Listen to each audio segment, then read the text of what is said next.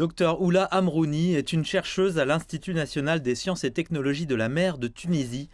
Elle explique que le nouveau statut permettra à la lagune et à son observatoire scientifique de recevoir un financement et un soutien technique de l'UNESCO pour mener des études sur la vulnérabilité de l'écosystème côtier. Le classement du site de démonstration dans le domaine de l'écohydrologie par l'UNESCO est une réalisation importante pour cette lagune unique en Tunisie. Elle est maintenant sous les projecteurs du réseau international et peut être protégée dans tous ses aspects environnementaux et culturels. Gar El Mel est devenue la première ville arabe et nord-africaine à figurer sur la liste des sites Ramsar en 2018.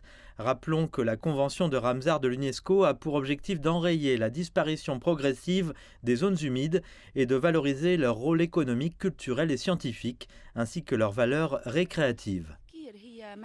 La zone lagunaire est une véritable source de vie. Elle est protégée par la convention de Ramsar. C'est la première ville arabe à être désignée site Ramsar.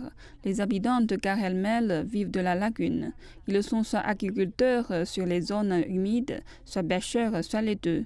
Cet écosystème doit être protégé. Le système agricole traditionnel Ramli de la Tunisie dans les lagunes de Gar El Mel est une pratique unique non seulement en Tunisie mais aussi dans le monde entier. Les jardins cultivables de la lagune ont été créés au XVIIe siècle par la diaspora andalouse pour faire face au manque de terres cultivables et d'eau douce. La préservation de ce site unique relève de la responsabilité de l'État, de la société civile et de la communauté scientifique ainsi que des partenaires internationaux.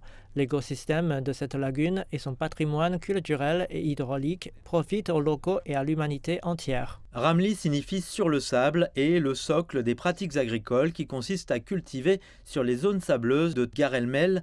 Ce système permet de cultiver toute l'année sans utiliser d'eau artificielle, même en saison sèche.